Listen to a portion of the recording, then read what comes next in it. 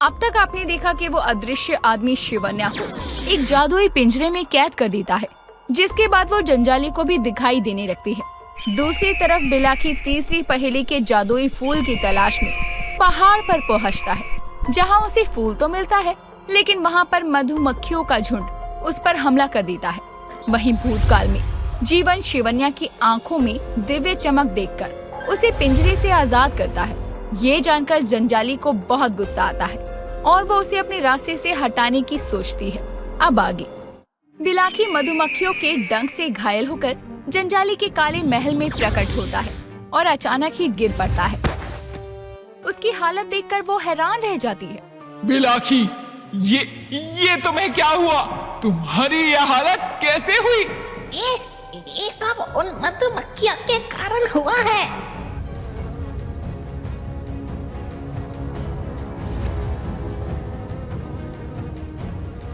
तुम उन कीड़े जैसे दिखने वाली मधुमक्खियों से घायल होकर चले आए।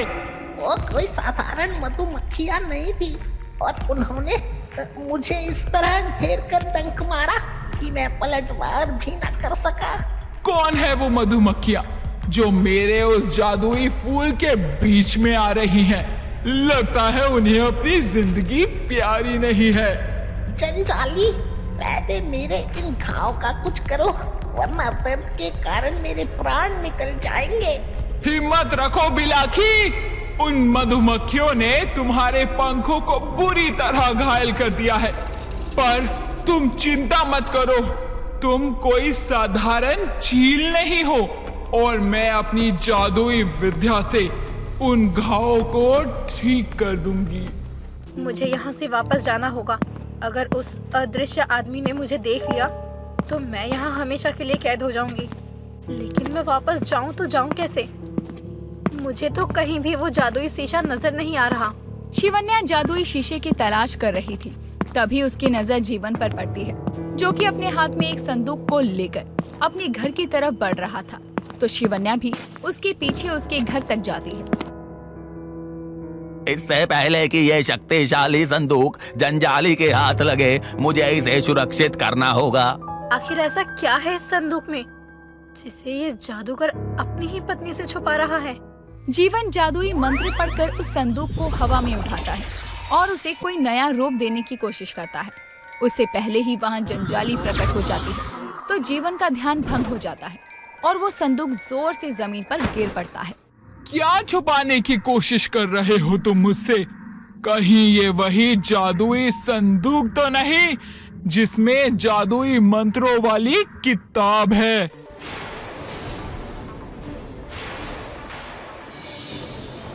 तुम जादुई मंत्रों की किताब के बारे में कैसे जानती हो? तुम्हें क्या लगा तुम मुझे उस किताब के बारे में नहीं बताओगे तो मैं कभी नहीं जान पाऊंगी उसके बारे में। जंजाली, तुम्हें ये जादुई विद्या तुम्हारे पति जीवन ने सिखाई है, तो उसके पास जरूर वो जादुई मंत्रों की किताब भी होगी। किताब? कैसे किताब? मुझे लगा ही था कि जीवन ने तुम्हें उस किताब के बारे में कभी भी कुछ नहीं बताया होगा। जंजाली, जीवन के पास एक ऐसी जादुई मंत्रों वाली किताब है जो बहुत ही शक्तिशाली है, लेकिन उसने उस किताब को कहाँ छुपा कर रखा है ये सिर्फ वही जानता है। क्या उस किताब को हासिल कर मैं अपनी इच्छा को पूरा कर सकती हूँ?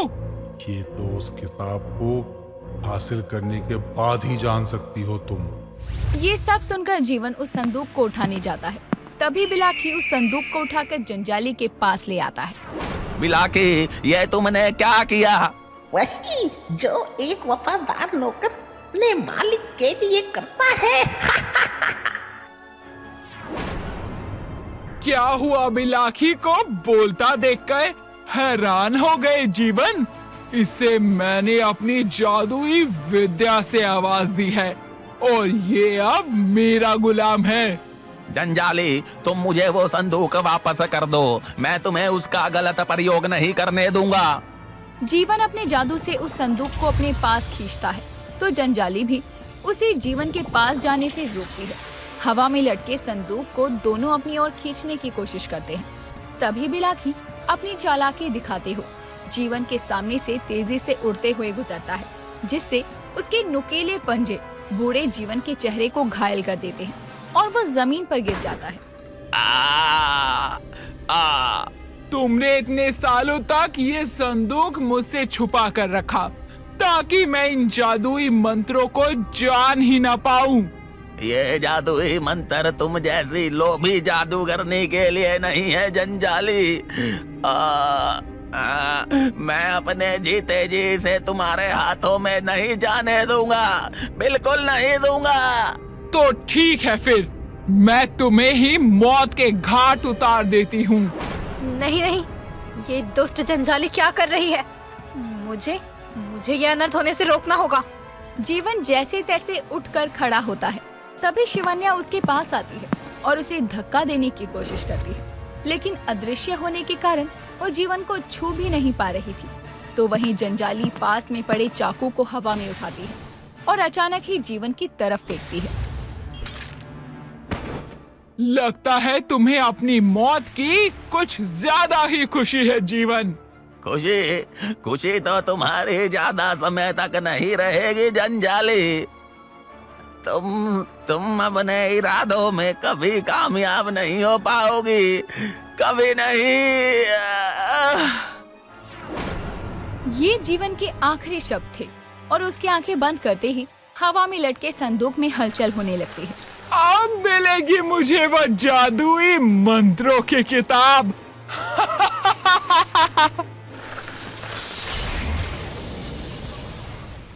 जंजाली, मेरे जादुई मंत्रों को हासिल करने के लिए तूने अपने पति को मौत के घाट उतार दिया। मतलब तू अपने लक्ष्य के प्रति इतनी दृढ़ है, तो ध्यान से बात सुन। तुझे अपने लक्ष्य को पाने के लिए सामना करना होगा 5 पड़ावों का, और ये जादुई मंत्र तेरे हाथ में नहीं आएंगे जंजाली, क्योंकि सच तो ये है कि ये मंत्र जीवन की अमानत है। 5 पड़ाव? कैसे 5? बताओ मुझे, मैं सब करूंगी, सब। जंजाली बोलती रह जाती है। तभी वो किताब अचानक ही जाकर जीवन के मृत शरीर में समा जाती है और जीवन की लाश भी वहाँ से गायब हो जाती है। ये देखकर जंजाली हैरानी से जीवन की लाश वाली जगह को देखने लगती है। नहीं, ये नहीं हो सकता। कहाँ गया जीवन का शरीर? कहाँ गया? मुझे वो किताब चाहिए। जंजाली जीवन के अचानक गायब हो जाने से दंग रह गई थी। वहीं शिवन्या खुद से कहती है, भूतकाल में आकर भी हम इस हादसे को रोक नहीं पाए, लेकिन हमें इस जंजाली के इरादों का पता चल चुका है और हमें इसे वापस जाकर रोकना होगा, क्योंकि हम यहाँ रहकर भी कुछ नहीं कर पा रहे।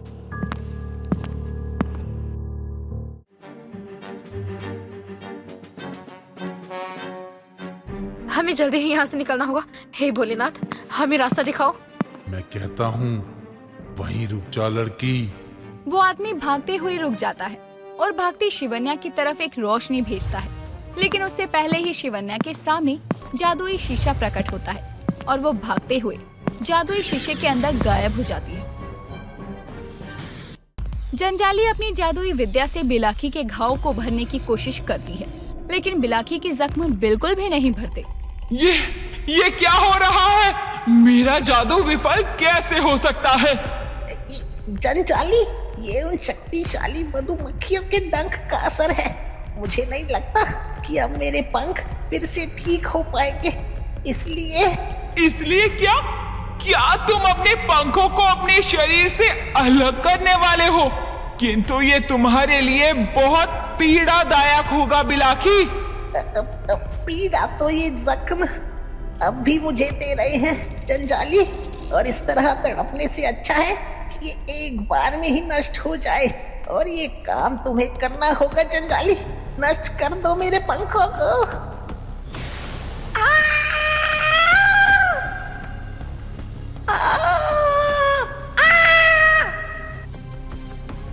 चीनी बीनी मधुमक्खियाँ रानी मधुमती के पास जाती हैं और उसे चील के बारे में सब कुछ बताती है, जिसे सुनकर मधुमती हैरानी से कहती है, क्या कहा तुमने? वो पक्षी जादुई फूल को ले जाने के लिए आया था? हाँ रानी मधुमती, वो कोई साधारण पक्षी नहीं है। उसके पंजे बहुत नुकीले हैं और उसका आकार भी बहुत बड़ा है। आखिर वो पक्षी जादुई फूल की तलाश क्यों कर रहा था? चीनी बिनी, जादुई फूल तो सुरक्षित है ना? हाँ रानी मधुमती, जादुई फूल बिल्कुल सुरक्षित है और हमने उस पक्षी को घायल किया था, लेकिन वो हवा में अचानक गायब हो गया। चीनी बिनी, हमें उस जादुई फूल को सुरक्षित ही रखना होगा, क्योंकि अगर वो पक्षी हवा में गायब हो गया था तो वो दोबारा भी वापस आ सकता है। शिवन्या जादुई शीशे के जरिए भूतकाल से वापस आ जाती है, लेकिन वहाँ पर काली नहीं होती। भोलेनाथ की कृपा से हम वापस आ गए, लेकिन काली कहाँ चली गई? किशनगढ़ के जंगल से एक गांव में आती है और सीधा काली के घर जाती है, जहाँ उसे मृदुला खाना खाती हुई मिलती है। नाद रानी, आप लौट आई? हाँ, हम लौट आए हैं, लेकिन काली कहाँ है?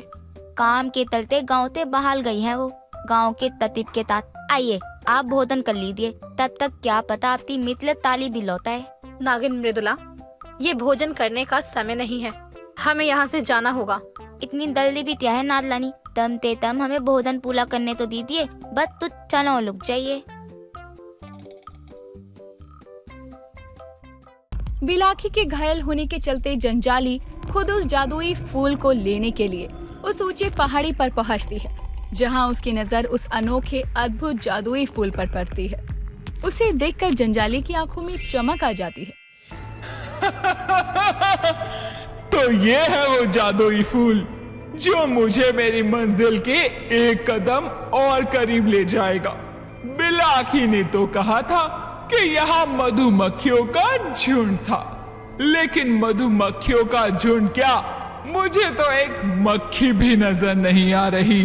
जंजाली उस जादुई फूल को लेने के लिए अपना हाथ आगे बढ़ाती है, तभी उसे जोर का झटका लगता है और वो पहाड़ से नीचे गिरने ही वाली थी और वो खुद को संभालती है। खबरदार, जो उस जादुई फूल को छूने की कोशिश भी की। मैं पूछती हूँ, हो कौन तुम? कौन हूँ मैं? ये अगर तू ना ही जाने तो बेहतर है। बेहतर तो तेरे लिए भी इस फूल से दूर रहना है, वरना अंजाम बुरा हो सकता है, जैसे कि तूने अभी देख ही लिया है। तो तूने इस जादुई फूल के आसपास सुरक्षा घेरा लगाया है, आखिर है कौन तू? मैं हूँ मधुमक्खियों की रानी मधुमती, और ये जादुई फूल हम मधुमक्खियों की प्रजाति के लिए बहुत कीमती है, इसलिए इसे ले जाने की कोशिश भी मत करना। ये फूल तुझसे ज्यादा मेरे लिए कीमती है मधुमक्खी। मेरे रास्ते में आने की कोशिश मत करना, वरना अपनी जान गवा बैठेगी। तभी जंजाली अपने जादू से जादुई फूल के चारों ओर बने सुरक्षा घेरे को तोड़ती है और उसे देखकर मधुमक्खी उस फूल के सामने आ जाती है। खबरदार, जो एक कदम भी आगे बढ़ाया तो।